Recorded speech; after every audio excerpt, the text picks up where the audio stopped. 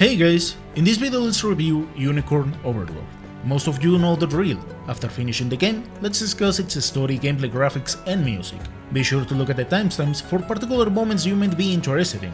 Now in this case, the game is shorter, but I took my time to analyze and understand its world building. And as another note, on this one I won't be putting the names of the tracks, because for the time being I didn't have the chance to look at them. Without further ado, let's begin. This story begins showing some cinematics between Joseph and the Queen Elenia, where Joseph insists the Queen to leave this place. However, this is not as easy as it may sound, as Cornian lords seem to have turned their backs to the Queen. This pushed Elenia to send Joseph and her son alone, as that would attract less attention. Joseph doesn't like the idea, but at this point there is not too much he can do, agreeing with the Queen. Moments later she jumps into the fray to fight Balmor, fight that is left without much. But letting the spectator know what was the end of it. That is when we can see how Joseph and the Prince Elaine escape through the forest. At this point we get to know that Balmor has as objective to bring Cenori's dominion once again. After this, we're explained what is the state of affairs in the year 895, where Joseph took Elaine to Albion, while Balmor took control over all of Everyth. And in the following cinematics we can see a grown-up Elaine sparring with his friend Let's, and pretty much how the Liberation Army moved to Cornia.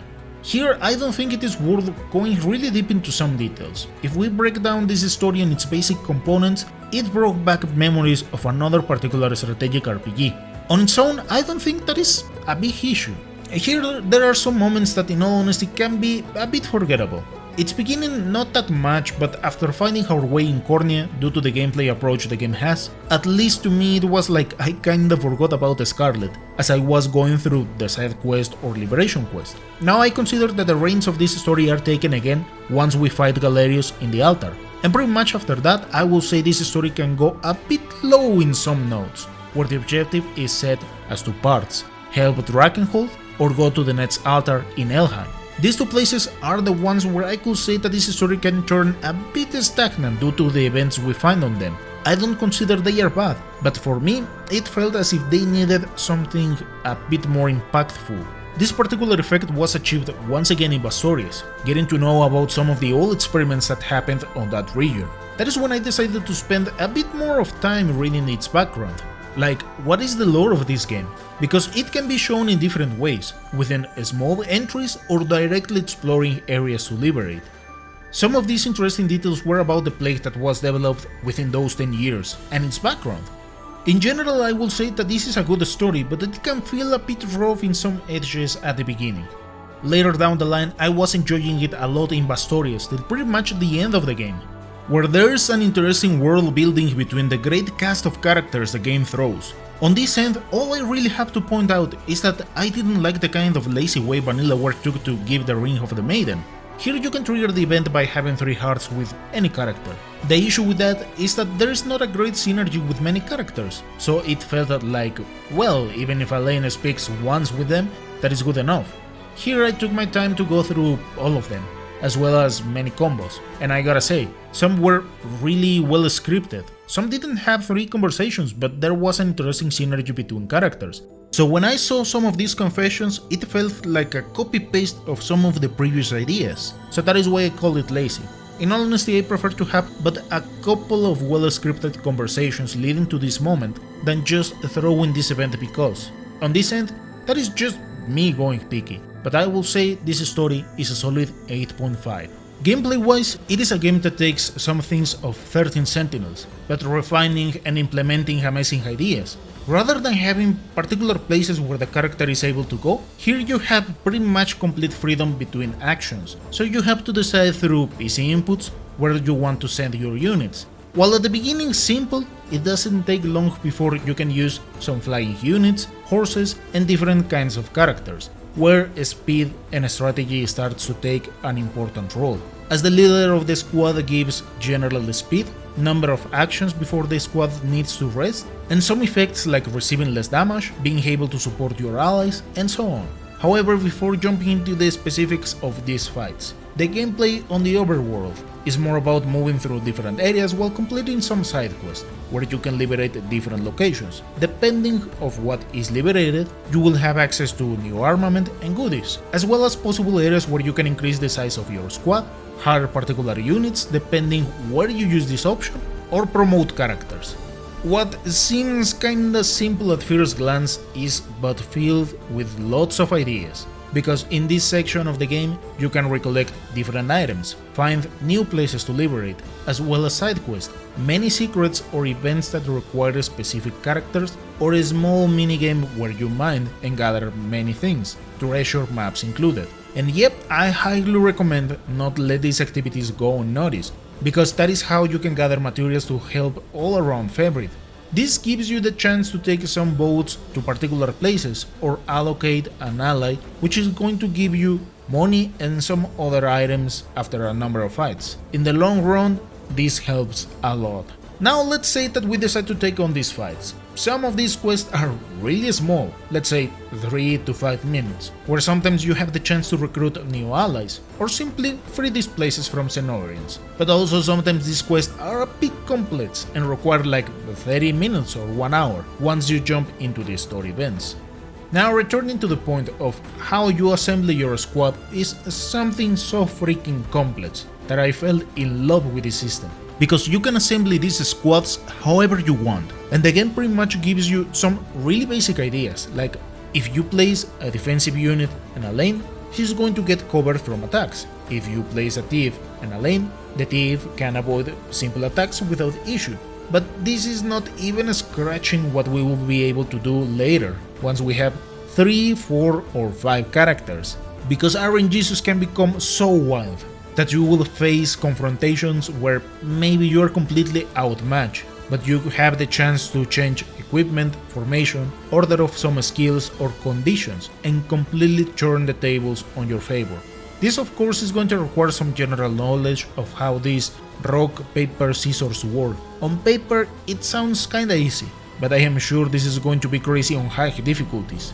However, for normal difficulty, I will say don't worry. If you have some experience on this kind of games, I will say that it's going to get hard until you reach Pastorias. Prior to that, I will say it was rather easy. The thing is that you will start to see peculiar units much more often, as well as promoted enemies, so depending from your team composition, it may need a bit more of a strategy. At least that is the area where I saw my first game over, in a quest that plays with the time in an interesting way. But once again, don't worry that much about it. It is all about knowing your team, trying to synergize their pros and cons, and set the skills in favorable ways. On this front, the best recommendation I can give is check what are the conditions of each skill. Sometimes they may be incredibly amazing, but if they are used in the wrong moment, that is going to make you struggle a lot. For example, there are some attacks that require 2 actions, and let's say that this attack hits a whole row. But if there is one enemy, it doesn't make that much sense using it. So setting these skills is but vital as you move forward, as well as deciding which characters are the ones that can carry your team in particular moments. However, it is also worth checking different pieces of equipment on the go. I mean, you can cheese some fights by doing things that don't really add up, but somehow the game is like, okay, I'll let it slide that. So try to have equipment to spare. Sometimes all you need to change is a thing or two. On that front, I didn't really catch what were the conditions of many fights, because sometimes all I changed was, let's say, a weaker sword for a stronger one, but this somehow ends up turning the tables against you. So this is something kinda random in so many ways. However, that is just the last resort. Maybe what the game needed a bit more was diversity in their objectives, because most of them were relatively simple, like just take the enemy outpost and that's it. In really few cases, things like go to place A, then B, otherwise you're screwed, help some suicidal lemmings before things go sour, and stuff like that. Nonetheless, as a tactical or strategic RPG, whatever the term you prefer, this game accomplishes a lot. To me, it is a 10. On the graphics section, I usually check game performance, aesthetics, and some other technical things worth mentioning. This is the Switch version, and the only small issue I had was in some maps where there is a weather condition, like snowing or raining, but also when there are too many enemies. There is a noticeable frame drop. Personally, I don't mind it, but it exists. Other than that, no issues with the game magically getting close or stuff like that. As for the aesthetics, this has been already pointed out, but when I saw this game I was like, I've seen this approach somewhere before. I knew the game but I had forgotten the name. Dragon's Crown. Yeah, you can look at Unicorn Overlord and Dragon's Crown, and they are quite similar in many ways. But let's just focus on the general execution. The game throws many classes, which gives a lot of life to the roster. While the generic unit looks pretty much the same one another, what is amazing is that you can edit the units you hire, so you can create a custom party in case it is needed. And it is cool that you can edit your own heraldry. What is a bit sad is that you cannot edit in the same way your allies. It would have been amazing, but leaving those picky things aside, I like the pop culture used on this particular medieval fantasy setting, with stained glasses, many fortresses, wood houses, and lively environments. Not just the particular weather I already talked about, but also small details like fireflies, waterfalls, rivers, sculptures, and so on. The level of detail the game has is extraordinary. I definitely liked it. Now, this is not related to the main game at all, but in the collector's edition what I would have preferred is a hardcover book, as these ones can get easily damaged. Other than that, also quite interesting piece of art. To me, the graphics are 9.5. This is a beautiful game.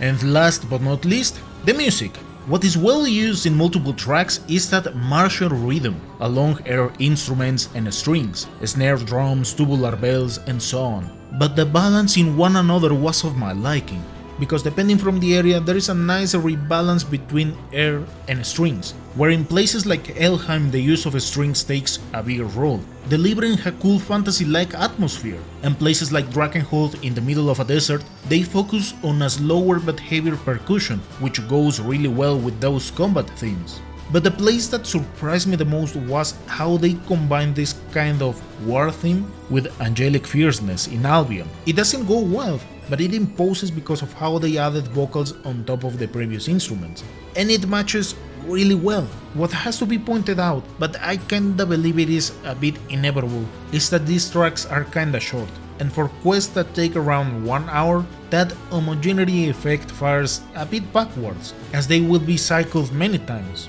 In all honesty, I was expecting something similar as 13 Sentinels, with dynamic tracks that change as you progress, keeping part of the homogeneity effect, but letting it flow better with the general length of the story quests. Another complaint I will have on this end is just about their kind of last combat track, let's call it that way. I don't know how to properly explain it, but the kind of vocals that they use around feel a bit off in the general execution. This was something similar as 13 Sentinels, and yeah, it was not of my liking. As aesthetic judgment aside, I really like the general execution and strength in this OST. To me, it is a 9. Unicorn Overlord final score is a 9.2.